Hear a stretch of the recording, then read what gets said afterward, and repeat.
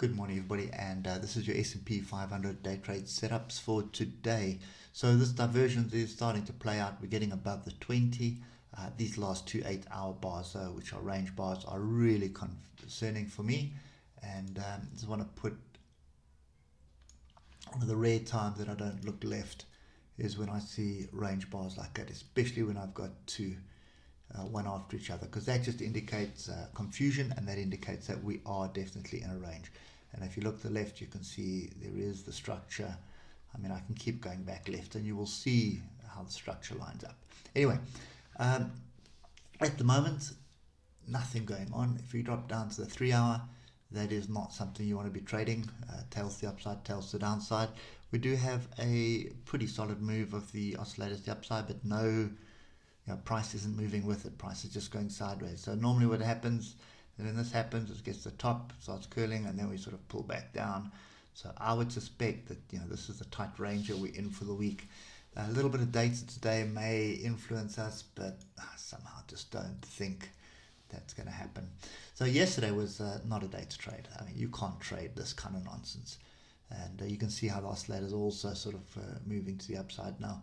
So we need to break one of these levels, and the first one is 42.47.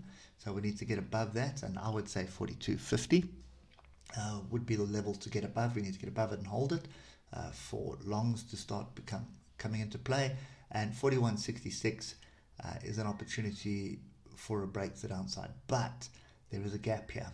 So the probability of us breaking below here, it's going to take a big catalyst to get us below this level, but to spike below, close here, close a gap, and then bounce the upside, that's a very high probability.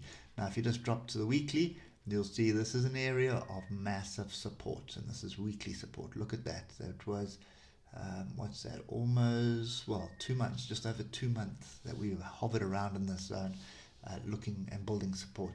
And then we've had another couple of 3 weeks here. Now we're busy with another one here.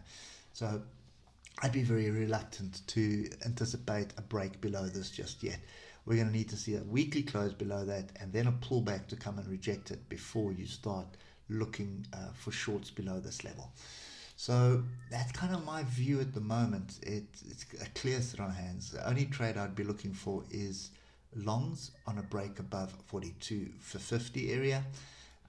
If we start dropping below this area here, it's going to be short scalps, and be very careful. Pay attention to what's happening, and probably 15 minutes as well, just to get the short scalps, because any break below here, there will be some at some point, this buyers will come in to drive it back up to try and get above this zone. So yeah, that's kind of my view at the moment.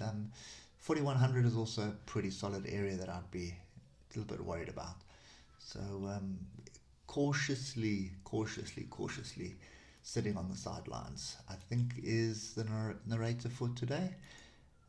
Definitely can't trade that kind of price action on the 15 minutes. So we're going to have to see some solid breaks, pull back, test structure, and then start bouncing, moving averages pointing up. Everything just needs to be in the favor before we start jumping in longs. But at the moment, there are little gaps here to the downside as well. So I suspect we're probably going to hover in this range for another day or so. And pay attention to this gap. That gap is open, and I would expect it to be closed sometime soon. Anyway, that's kind of my view today, sitting quietly on the sides, not putting my money into this market right now. And we will catch up with you tomorrow morning. Cheers for now.